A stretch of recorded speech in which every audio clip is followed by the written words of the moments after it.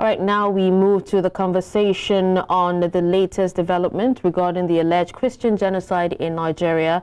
We now have Okiki Adeniran, a lawyer in Lagos. Okiki, thank you so much for joining us at this time.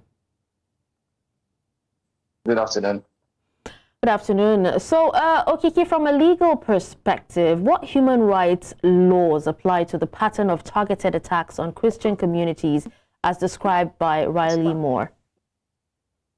Yeah, there are so many laws, that are applicable in this case. And one of such laws, we have International Covenant on Civil and Protection Rights. And this particular law, states specifically the right of an individual, to life, talks about the right to be protected and right to have a religion. And there's so many other laws, coming to Nigeria, we have our constitution that talks about right to life, talks about right to association. And, you agree with me that these laws are being, breached in a lot of states, in Nigeria, most specifically. The report from Benue, is very, very, very, very, very apt in this circumstance. So I'll say that there are a lot of laws, there are a lot of, regulations that corroborates whatever has been happening, and the fact that these laws speaks to what shouldn't happen, and the breach that has been done to the people of this country at certain level and certain states. Okay, but how could the testimonies from IDP survivors and community leaders in Benue State be leveraged, in potential legal action? Well, there's something in law, right, that says that the court will only, look at the facts before it. Now, the fact that we have survivors, we have people that can speak to the fact that has been put forward, makes the case very easy.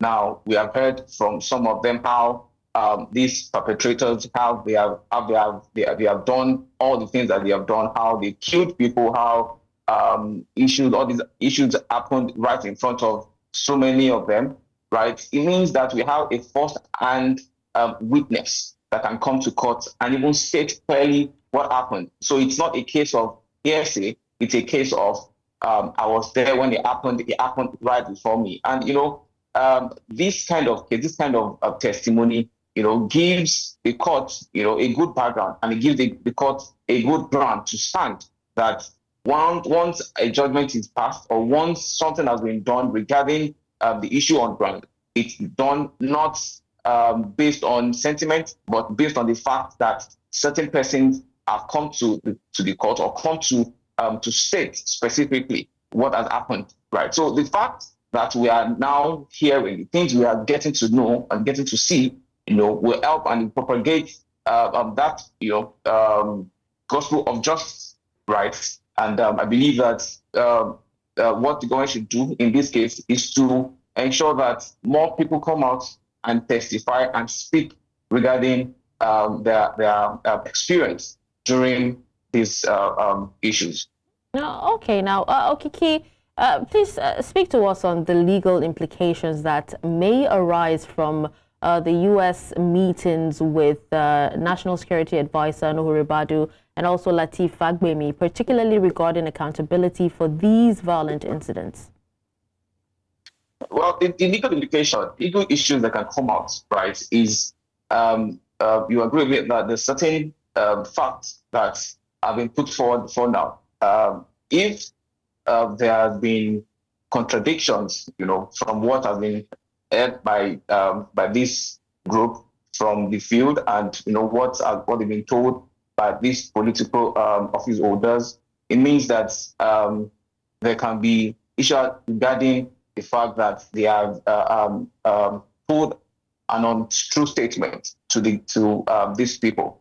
And again, another legal implication is that now that the truth or the fact that is out there, there's pressure. There'll be pressure on the government to ensure that things are done properly. And once we have this kind of fact before them, and they know that this is what they have come to do right at the IDP camps, they know that they are in for serious work. They are in for serious questioning. And right, if they then try to interrogate or try to get into this so much, it means that the government will be questioned on certain things. Certain, like I've mentioned some legal, some laws that guide the right to life.